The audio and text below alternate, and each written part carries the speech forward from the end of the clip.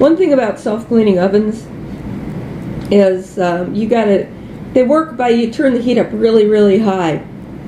They're typically electric ovens, so they, it's expensive to run an oven on a normal day, and when you put them in self-cleaning mode, it is really, really, really expensive to run them. So that whole self-cleaning oven topic is for like really, really, really lazy people who, you know, just would rather just burn money, you know, and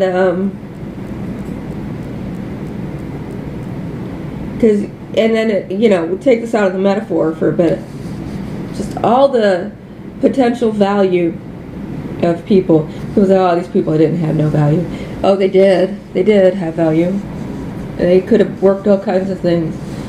And but this is really about people being Nazis and having their list of people that they want to kill, and they're like anybody with a drug addiction or something. But killing is really fun, and it gets really addictive. And when you do things hand to hand, you know, it's a rush. It's like it's really, if you know, it's hard to find sex that good. I'll tell you that. And it's some people go their whole life and they never do. And so doing it remotely is really easier for solving problems because it doesn't come with the addiction problem. So these guys that really get off on the idea of seeing the coroner taking somebody out of here and said, I did that. I gassed that person. I made that person die. That's not even hand to hand, but just that knowledge. It gets addictive, and you want to do it again and again and again. And without the danger that you get into when you actually get into somebody's blood and guts, you know. And, you know, because all those, you know, I've talked to psycho killers at different stages of their development. And they all had varying degrees of knowledge of the danger.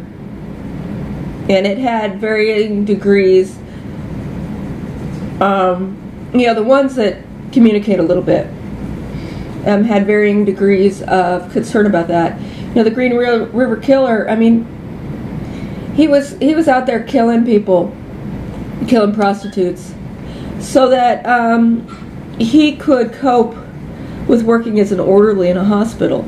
If he hadn't been out there doing that, he wouldn't have been able to hold down that job. And you know, so it's, but you know, it gets a balance thing. You know, it's like you know, it's sort of like people who smoke pot so they could cope with everything that's going on. And it's not super addictive, but it kind of prevents you from learning more mature coping skills. But the process of learning more mature coping skills in this environment teaches you things that put a look in your eye that employers aren't going to like.